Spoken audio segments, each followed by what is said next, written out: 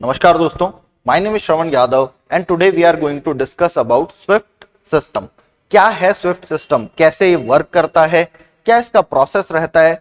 अभी यूक्रेन और Russia crisis की वजह से रशिया को वेस्टर्न कंट्रीज ने बैन कर दिया है स्विफ्ट से, तो इससे क्या रशिया पर इंपैक्ट पड़ेगा, इन्हीं सब क्वेश्चंस को हम समझेंगे इस वीडियो में।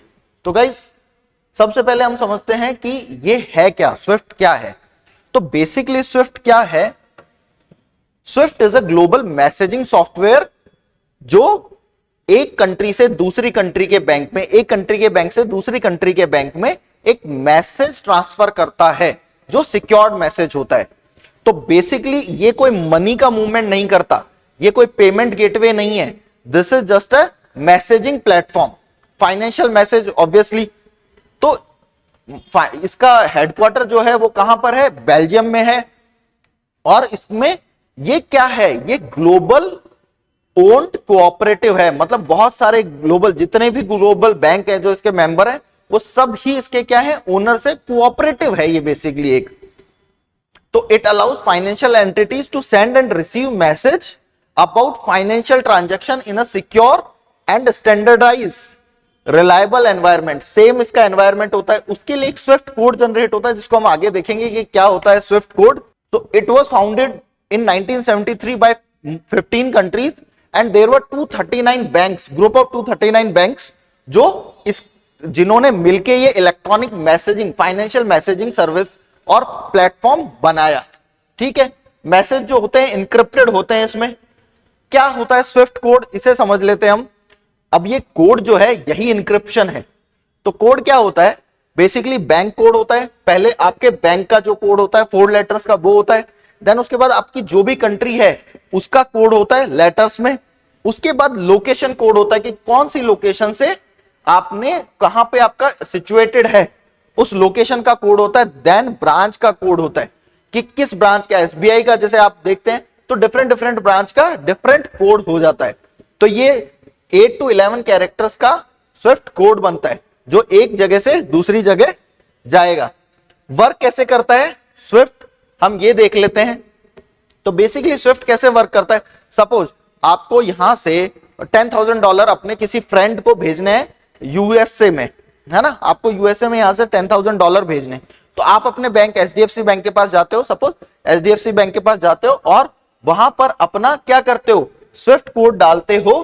तो एचडीएफसी बैंक से वो मैसेज कि आप 10,000 रुपीज सेंड करना चाहते हो, वो कहां जाएगा?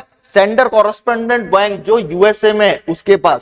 और वो सेंडर्स का जो कॉरेस्पोंडेंट बैंक है वो रिसीवर की कॉरेस्पोंडेंट बैंक जो भी यूएस में ही है उसके पास वो मैसेज भेजेगा। फिर वहां से वो मैसेज कहां जाएगा? रिसीवर बैंक के पास, जहां पे बैंक अकाउंट है किसका? आप जिसको भी पैसा भेजना चाह रहे हैं उसके पास। जब ये वेरीफाई हो जाएगा कि हां ये मैच हो जाएंगी डिटेल्स जो आपस में हैं, कोड मैच हो जाएंगे सारे, देन उसके बाद आपके सेंडर अकाउंट से रिसीवर अकाउंट में मनी ट्रांसफर होगी। तो बहुत इजी प्रोसेस है। अब इसकी रिक्वायरमेंट क्या है ना, क्या जरूरत है स्विफ्ट की? बेसिकली वर्ल्ड के 50% इंटरनेशनल ट्रांजैक्शंस जो हैं वो इसी के थ्रू होते हैं। मनी ट्रांसफर करना चाहते हैं या आप इंपोर्ट एक्सपोर्ट का कोई बिजनेस करते हैं तो आप यहां से पैसे ट्रांसफर करना चाहते हैं वहां, या फिर आपने कुछ एक्सपोर्ट किया है उसके पैसे आपको लेने हैं, है ना। तो ये सारे के सारे ट्रांजैक्शंस किसके थ्रू होते हैं? स्विफ्ट कोड के थ्रू। मतलब आप पहले मैसेज जो आपके भेजोगे एक सेंडर से रिसीवर के पास या रिसीवर से सेंडर के पास, वो जब अप्रूव हो जाएगा उसके बाद आपका ट्रांजैक्शन क्या होगा? इनिशिएट होगा। तो जितने भी इंटरनेशनल ट्रांजैक्शंस हो रहे हैं उसका 50% आप समझिए, मोर देन 11,000 बैंक्स इसके क्या है? मेंबर हैं स्विफ्ट के। तो जब स्विफ्ट कोड होता है तो ये बहुत इजी ट्रांसफर हो जाता है, जो आपके लिए बहुत हेक्टिक हो जाएगा। अदरवाइज अगर मान लो आपको यूएस में कहीं ट्रांसफर करना है तो आपके पास पहले तो यूएस के किसी बैंक का क्या होना चाहिए? अकाउंट होना चाहिए, तब आप ट्रांसफर कर पाएंगे।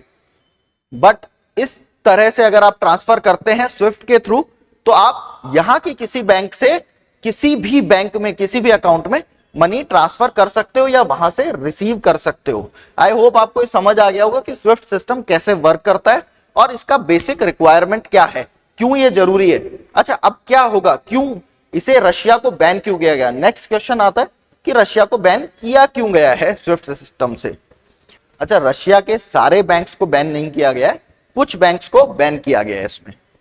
तो excluding Russian bank from the SWIFT platform is expected to hit the country's economy hard. कि क्या है, रशिया का जो मेजर एक्सपोर्ट है वो गैस है ना, पूरी यूरोपियन कंट्रीज वगैरह के पास गैस जाता है। अब रशिया जो भी पेमेंट रिसीव करता है वो स्विफ्ट के थ्रू करता है उनके बैंक से, ठीक है।